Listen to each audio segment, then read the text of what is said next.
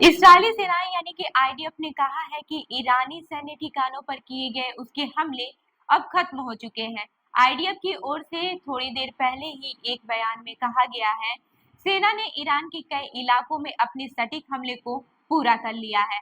अब हमारा विमान सुरक्षित घर लौट आया है। वहीं इससे पहले इस्राएल की सेना ने कहा था कि वह ईरान के सैन्य ठिकानों पर सटीक हमले कर रही है। ईरान के सरकारी मीडिया ने भी बताया था कि राजधानी तेहरान में कई धमाकों की आवाजें सुनी गई हैं। इन हमलों का समर्थन करते हुए इजरायली डिफेंस फोर्सेज यानी कि आईडीएफ ने कहा था कि दुनिया के किसी भी दूसरे संप्रभु राष्ट्र की तरह इस्राएल राष्ट्र के पास भी जवाब देने का अधिकार है और ये उसका कर्तव्य है। वहीं आईडीएफ के प्रवक्ता डेनियल हगारी का कहना था कि 7 अक्टूबर 2023 के बाद ईरान में मौजूद शासन और क्षेत्र में मौजूद उसके साथियों ने इसराइल पर लगातार हमले किए हैं। हगारी ने कहा था कि हमारी रक्षात्मक और आक्रामक क्षमताएं पूरी तरह सक्रिय हैं। हम इस्राएली राष्ट्र और इसराइल के लोगों की रक्षा के लिए जो भी आवश्यक होगा वो करेंगे।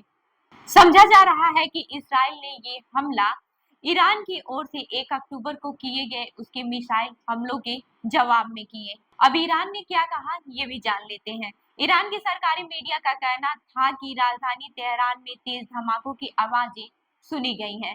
वही समाचार एजेंसी राइटर्स ने ईरान के सरकारी टीवी के हवाले से बताया था कि ईरान के एक खुफिया अधिकारी ने कहा है कि तेज धमाके की आवाज ईरान के एयर डिफेंस सिस्टम के एक्टिवेट होने की वजह से हो सकती है।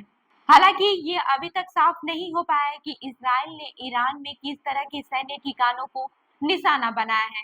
समाचार एजेंसी एमएफपी ने ईरान के सरकारी टीवी चैनल के जरिए बताया है कि तेहरान के 2 एयरपोर्ट का संचालन सामान्य तरीके से हो रहा है। वहीं व्हाइट हाउस ने बताया कि उसे इजराइल के ईरान हमलों के बारे में पता है। आपको बता दें कि बीबीसी के न्यूज पार्टनर सीबीएस से राष्ट्रीय सुरक्षा परिषद के प्रवक्ता ने कहा, हम समझते हैं कि इस्राइल ईरान में सैन्य ठिकानों के खिलाफ हमले कर रहा है, जो कि 1 अक्टूबर को इस्राइल पर ईरान के बैलिस्टिक मिसाइल हमलों के जवाब में की जा रही आत्मरक्षा की कार्रवाई है। जवाबी हमले की आशंका भी जताई जा रही थी। वहीं बीबीसी के मध्य पूर्व क्षेत्र के संपादक सेबेस्टियन असर के मुताबिक समझा जा रहा है कि ये हमले 1 अक्टूबर को ईरान की ओर से इस्राइल पर किए गए हमलों के जवाब में है।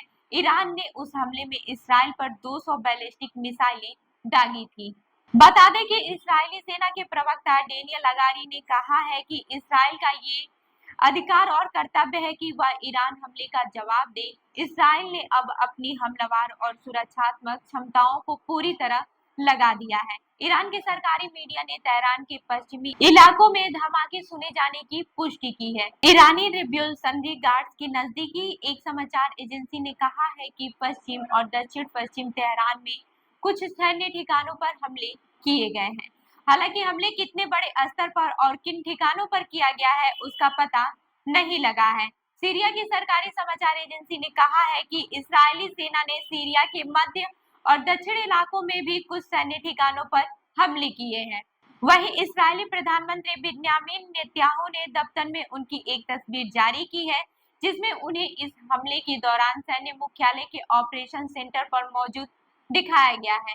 तो इस खबर पर क्या है आपकी राय, हमें जरूर बताएं। मैं हूं रूबी आपके साथ और आप देख रहे हैं जनदर्पण न्यूज। धन्यवाद।